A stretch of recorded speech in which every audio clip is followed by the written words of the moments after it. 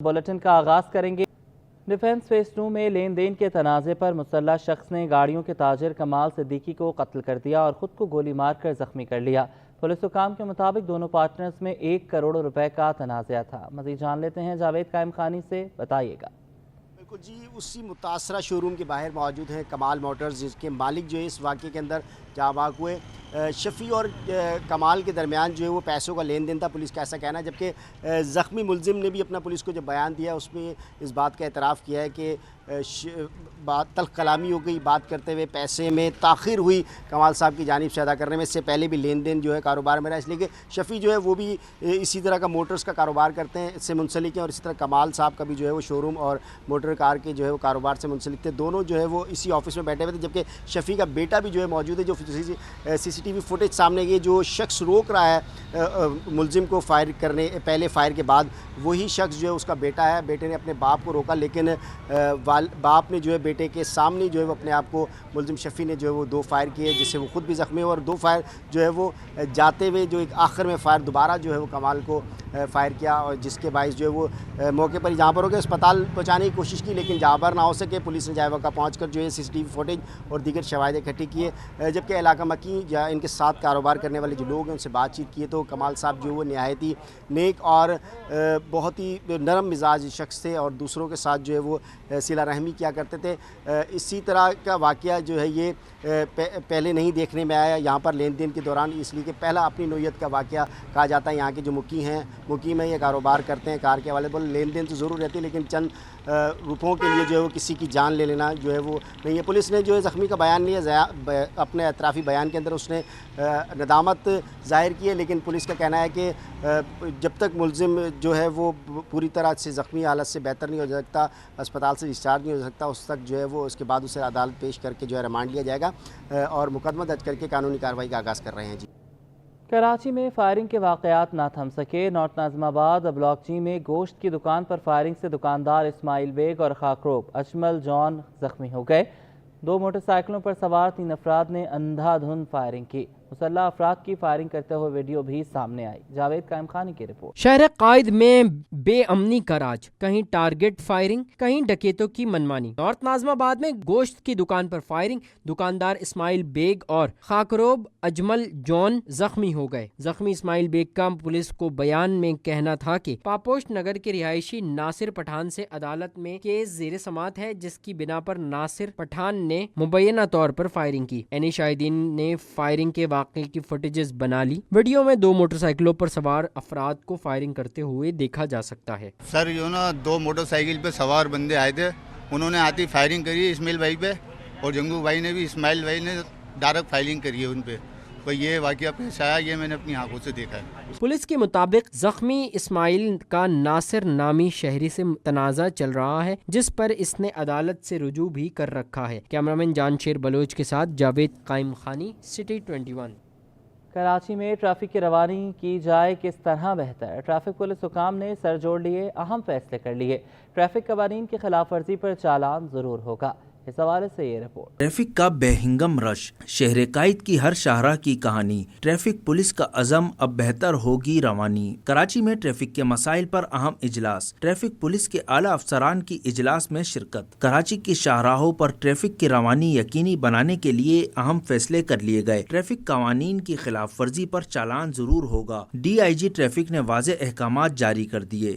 DIG Ahmad Nawaz का कहना था कि फोकस चालान नहीं, ट्रैफिक की रवानी है। वन वे की खिलाफ वर्जी संगीन मसला है। DIG ने अफसरान को हिदायत की कि ट्रैफिक कवानीन की खिलाफ वर्जियों पर ज्यादा से ज्यादा चालान देकर जुर्माने आयद करें। जहां खिलाफ वर्जी ज्यादा होती है वहां इजाफी नफरी तैनात करें। शहर में हेवी ट्रैफिक से मुतालिक भी अहम हिदायत जारी। DIG अहमद नवाज ने 2 टोक अल्फाज में कहा, हेवी ट्रैफिक के फास्ट लेन इस्तेमाल करने पर FIR होगी। ट्रैफिक एहलकार यकीनी बनाए कि हेवी ट्रैफिक सिर्फ 3rd लेन इस्तेमाल करे। DIG ट्रैफिक की शहर में आगाही बैनर्स लगाने का भी हुक्म। DIG ट्रैफिक ने कहा कि 6 सीटर रिक्शे के शहर की मरकजी शाहराहों पर आने पर मुकम्मल पाबंदी है, इस पर मुकम्मल अमल किया जाए।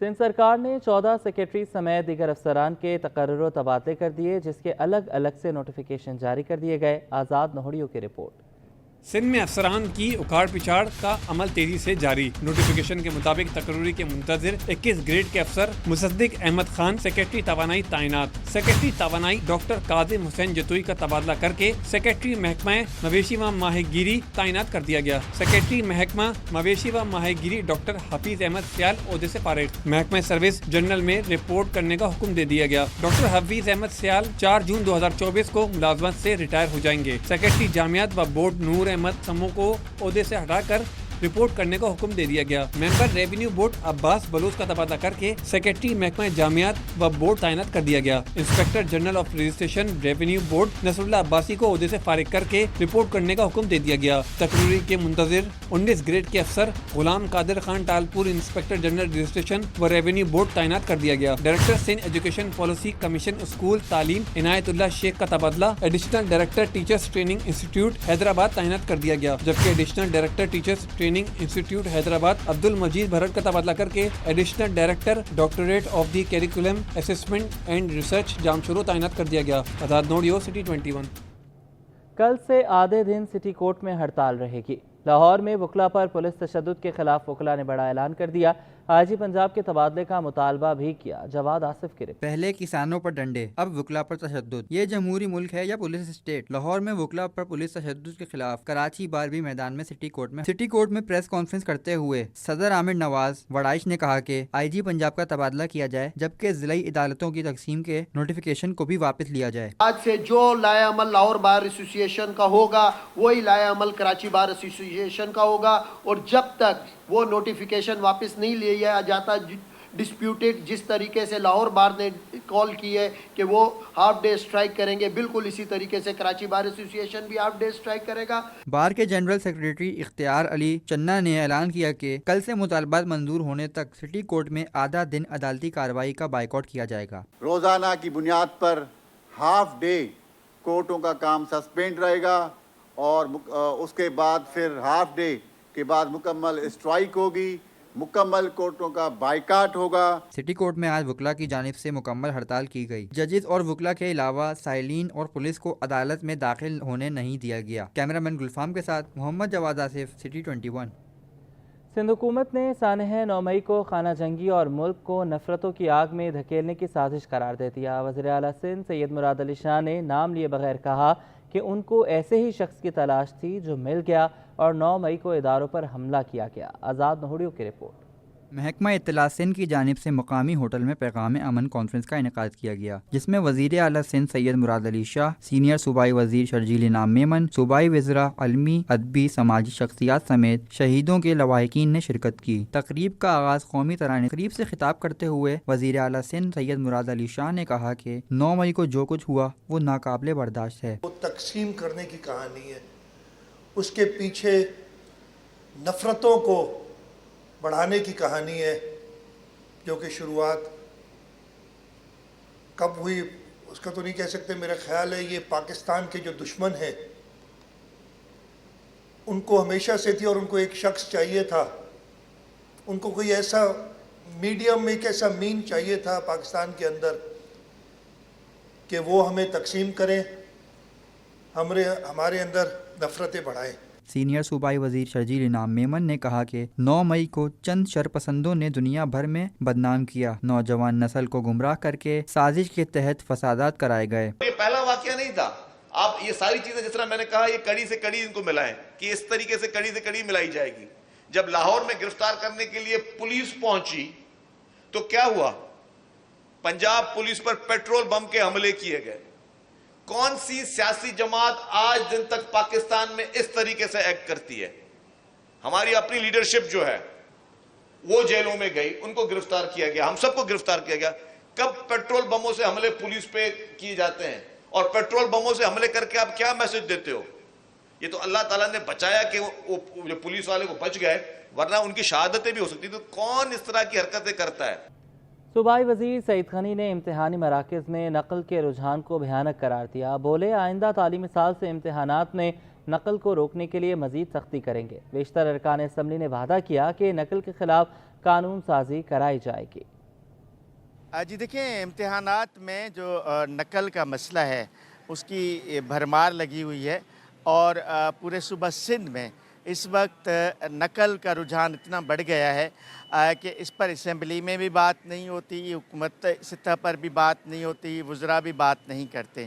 تو ہم کوشش کرتے ہیں کہ سندھ اسمبلی کے اراکین سے بات کرتے ہیں کہ صوبہ سندھ میں اس نقل یہ بدقسمتی سے کوئی آج کی بات نہیں ہے. یہ کئی برس گزر گئے اور بدقسمتی سے یہ جو نقل مافیا والا ایک عنصر ہے اس میں اضافہ ہی ہوتا رہا، اور ہم سب کوشش کے باوجود بھی اس کو اس طرح سے کنٹرول نہیں کر سکے، اس لیے کہ بے پناہ جو ہے وہ امتحانی مراکز ہوتے ہیں، ہزاروں لاکھوں جو ہے وہ بچے اس کے اندر ایگزام دینے جاتے ہیں. تو یہ جو روایتی ہمارا طریقہ انتخاب تھا اس میں تو اس کو روکنا مشکل ہے.